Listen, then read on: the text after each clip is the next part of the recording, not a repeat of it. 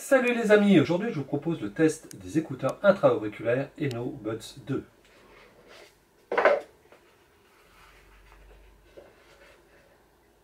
Ils sont fournis avec un boîtier de transport qui sert aussi de boîtier de chargement des écouteurs.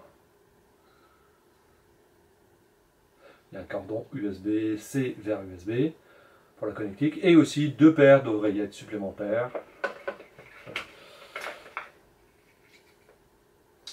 De différentes tailles, en plus de celles qui sont déjà installées sur les écouteurs.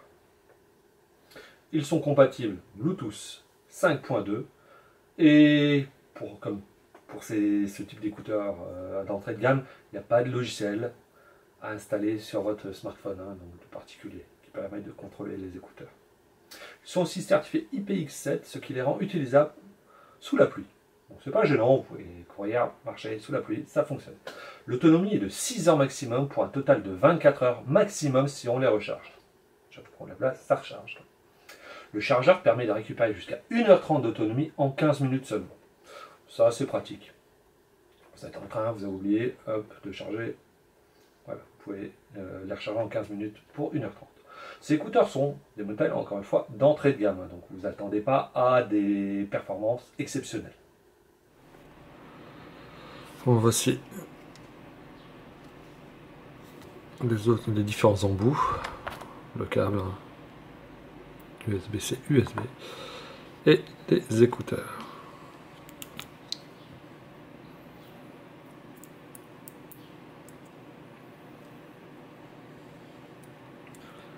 Ils sont vraiment très simples, classiques on va dire. Il n'y a aucun design de la part du constructeur.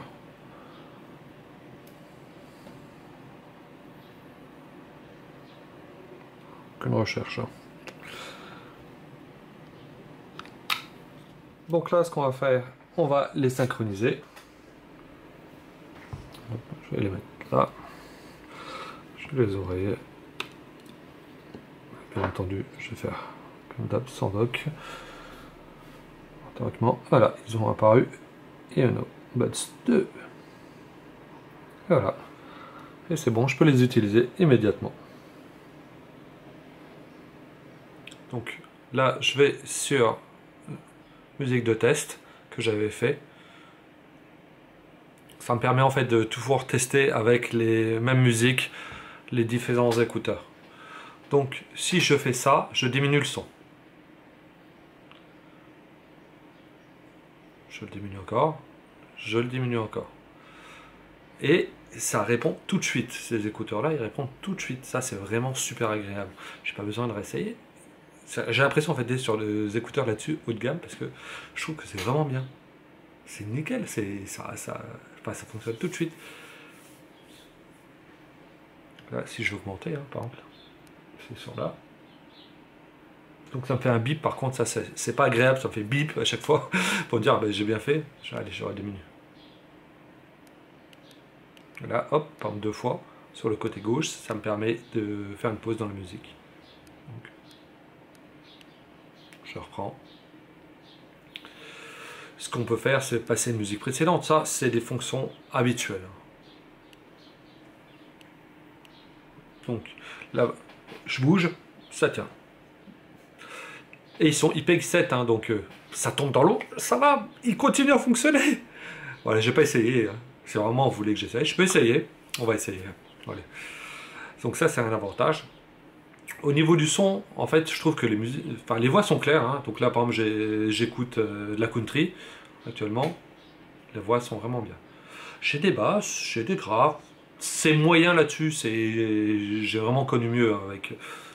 Je vais pas donner l'exemple, mais allez, si les Sony, sur les hauts de gamme Sony, le son est vraiment mieux parce que je peux l'affiner comme je veux. Là, c'est quelque chose de standard en fait. Mais c'est vraiment quand même pas mal. Donc je peux aussi répondre au téléphone, ça fonctionne aussi. Donc j'ai juste appuyé quand je reçois un coup de téléphone et ça fonctionne. Donc par exemple là, je n'ai aucune réduction de bruit. Donc c'est ce type de... il n'y en a pas. C'est pas une réduction de bruit active. La réduction c'est le casque en lui-même. Enfin les écouteurs en lui-même. Donc si je fais, j'entends, Si quelqu'un va parler à côté de moi, je vais l'entendre, mais le bruit est vraiment minime. C'est pas dérangeant, je peux aller dans un train, et écouter de la musique, regarder un film, sans être vraiment importuné par d'autres personnes qui sont à côté de moi. Après, au pire, je peux augmenter le son ou le diminuer. Voilà. Et là, ils sont en train de fonctionner. Donc là, ils sont censés être IPX7. Je vais quand même passer un coup dessus. Essayer, hein. Est-ce qu'il fonctionne toujours ou pas?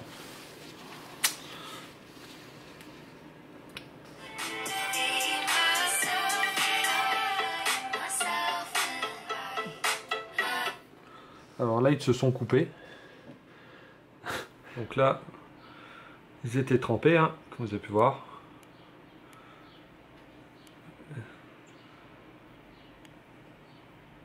Ils fonctionnent toujours. Petite chose que je n'avais pas expliqué encore, c'est quand j'en enlève un. Je peux faire ça. La musique continue en fait, hein. Donc là, je vais le refaire. Je vais en mettre un dans l'eau et je vais le réutiliser tout de suite. Je pense que la connexion s'est coupée parce qu'il n'y a plus de... Il a perdu le Bluetooth dans l'eau. Allez, je vais le faire là, comme ça. Enfin...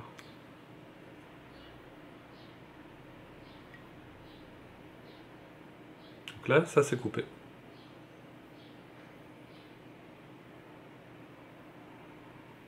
Et là, le son reprend. Donc pourquoi il s'est coupé? Parce que il était dans l'eau, il a perdu le Bluetooth, hein, sur un des deux. Donc je le nettoie quand même un tout petit peu. Ça fonctionne, hein. C'est nickel. Dommage, on n'entendra pas le son, hein. C'est nickel là-dessus. C'est absolument génial. Donc en fait, il suffit que j'appuie là et en fait je peux répondre au téléphone. Donc comme quasiment tous les écouteurs. Donc là j'entends la musique. J'appuie une fois. Est-ce que tu m'entends? Voilà. Donc là j'entends très bien. On peut discuter, c'est discret en plus, hein, donc les écouteurs sont assez discrets. Et on m'entend bien, les micros sont de bonne qualité. J'espère que ce test de ces écouteurs Enobuds 2 vous aura plu. N'oubliez pas de liker, partager, commenter, vous abonner à la chaîne et d'activer la petite cloche pour être notifié des prochaines vidéos. Et je vous dis à la prochaine!